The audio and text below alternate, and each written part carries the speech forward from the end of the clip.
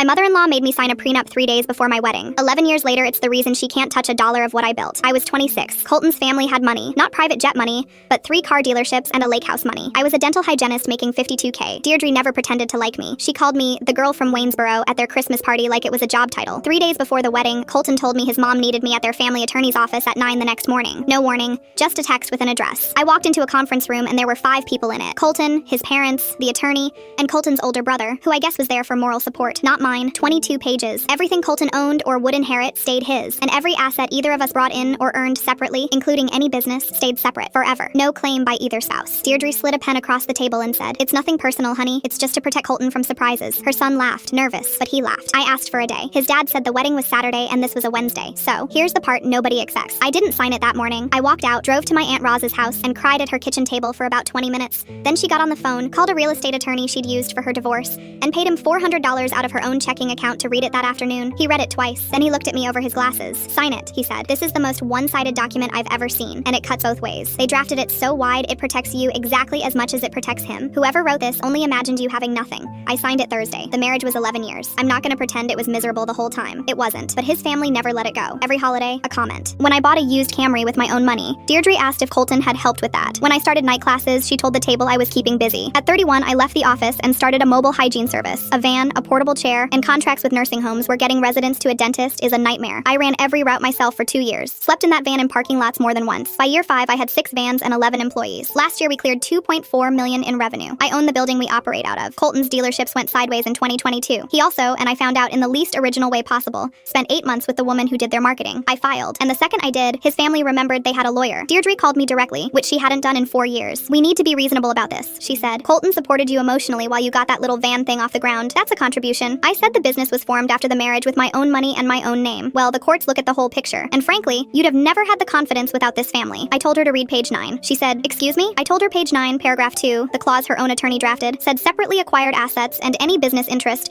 formed by either party stays that party's sole property. No claim, either direction. There was this long silence. I could hear her breathing. Then she said, "That was meant to protect Colton." I said, "I know." I said her own lawyer wrote it and I'd had it reviewed before I ever signed. And I'd kept my copy in a fireproof box in my closet for 11 years. The divorce took 9 months. He kept what was his, I kept what was mine, and that was basically the whole ruling, because they'd already written it. At the last mediation, Deirdre sat across the table from me in a blazer, and she didn't look at me once until the very end. Then she asked if I'd consider hiring Colton to manage my routes, since the dealerships were gone and he knows the area better than anybody.